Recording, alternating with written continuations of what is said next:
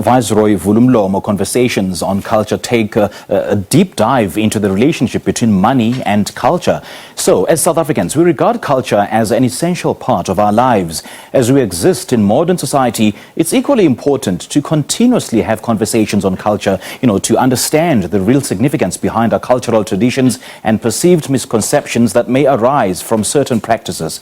Broadcaster and host of the series, Robert Marawa, joins us now to share more. Rob, a very good morning to you. Thank you so much for joining us. Welcome to Morning Live. Thank you so much. Absolute pleasure, Simpiwe. Good to have you on the show, Rob. Now, for someone who has never watched the Vul'Umlomo series, how would you describe it?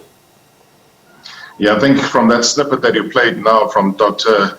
Bishop Jessica Mbangeni, you get a sense as well of just how impassioned conversations around culture can be about. I think it's always been important for me, to find out about the essence of us within our cultural, as diverse as it is, as an African, of what culture really is. And I think a lot of our culture and its representation has been in the past left to interpretation from alternative sources. So when you leave culture or conversations that are that sensitive or that widespread to be led by alternative sources, then it becomes very dangerous as well to be able to pass it on to future generations in understanding what it is all about. So when it comes to Viceroy #Vul'Umlomo Conversations on Culture, we then have opened up a completely different platform, and people would have seen on social media simply for the past 2 days, it's been a trending topic within Twitter and other spaces because people are that much invested in it. And from the first episode, I think we really opened the floodgates, and we didn't really expect such a widespread interest in it, but also just an emotional involvement from people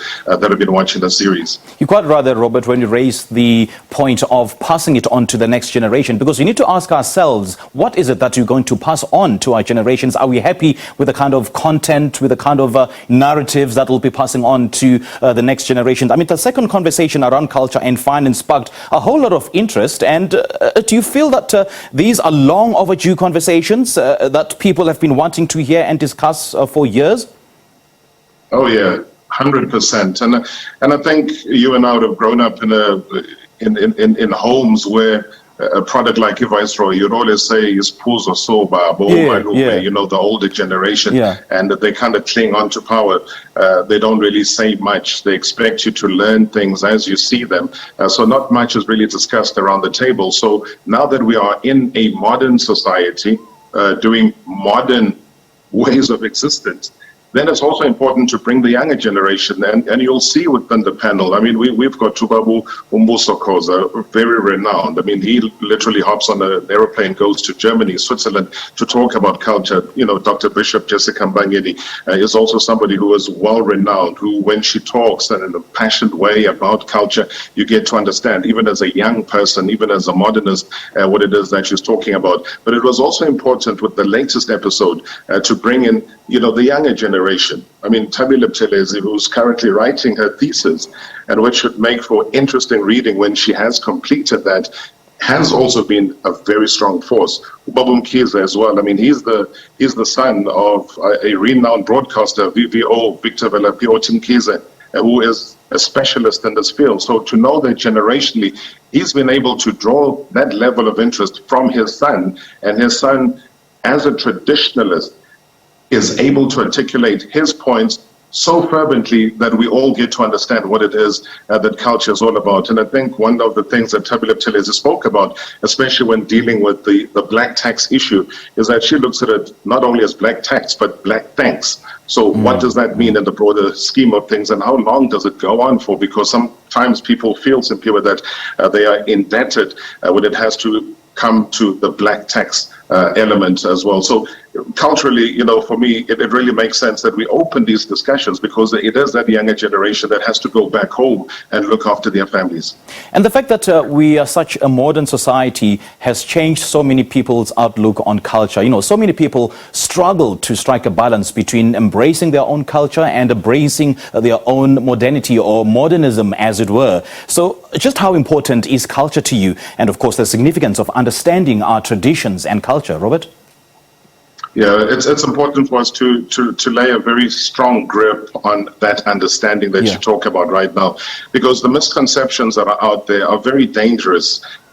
You don't want to allow culture to slip away from us. You don't want culture to be led by different voices from people that really bring nothing to the table. So you can only get that from cultural experts. You can only get that from people that have walked the walk, that understand lobola and what its implication is. And when Babukoza talks about that whole issue of lobola, and he will describe it in a sense, I don't want to spoil it for too many people that are yet to watch it. But when he does break it down, and he brings it back as well to where it all started, because sometimes people also start to believe that it has to do with ownership. I mean, how do you own a human being?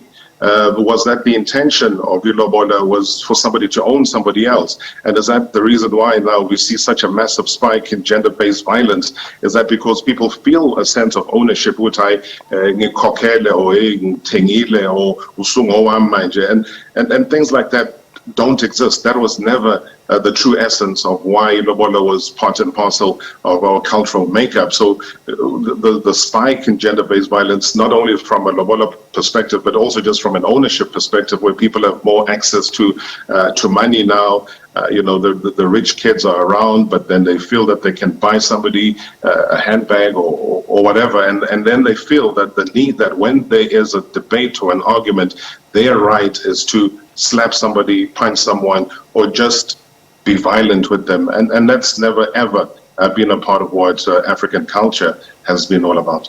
And you use such a brilliant analogy of lobola and people being entitled or having some sense of ownership on their spouses. And some people have even questioned, what's the point of lobola then? If there's issues that you've mentioned, such as gender-based violence, why not just continue and subsist in a marriage without having going through some of these cultural practices? And at the same time, we still need to embrace our cultures, notwithstanding some of these issues that come with it. And what has this series taught you personally on culture, modernism, and other subjects that you've touched on? Yeah, I think the analysis you brought in is a brilliant one, Simpiwe, because, for me, being involved and just being exposed to all the different panelists that I've had the pleasure to anchor or to host has also allowed me to delve into the research on culture, the research on modernist versus traditionalist, and what does that mean for me? How do I embrace that and pass it on, to my kids and be able to hold on to what that is? So I just think that the ability to open the conversation, because in the first episode, yes, we brought all of the cultural debate onto the table, but we weren't quite ready for the reaction that we got from the public, but also for me as somebody who's leading the conversation, it was critical to get down to the bottom of why the studies continue. Why are we shaping our culture in a certain way? Is there a need? Do people still find an interest in even following what is culture? And what? You'll find somebody who goes to a school, 12 bracelet. What is a bracelet? Just pint. What is the aim of a pint? And being able to understand that, and just finding even the other day somebody, a white person within a shop saying, I find it interesting that they couldn't even say Vul'Umlomo. All it means is just open your mouth, have a conversation, talk about it, and you'll find within all of those conversations something that you learn. It doesn't really matter whether you're white, black, Indian, everybody, somewhere, somehow, there is culture that is involved. It is just up to us to preserve it every single day. We're out of time, unfortunately, Robert. Just briefly, remind us again on the Vul'Umlomo series and where it can be watched. Yeah, we launched it on the 11th of March. So #Vul'Umlomo, you can go to the Viceroy YouTube channel. You'll find it there. It sits there. It is interactive. And with the #Vul'Umlomo, you become part of that conversation as well. So don't waste any time, Simpiwe. I look forward to your comments as well. Indeed, indeed. I'll be the first to comment. Thank you so much for joining us, Rob. Thank you. Thank you very much for the absolute honor. Great stuff. Thank you. All right, Vul'Umlomo directly translates to open the mouth, which as a platform that encourages communities to have open discussions through its multi-directional and conversational approach. We just spoke to host and anchor Robert Marawa.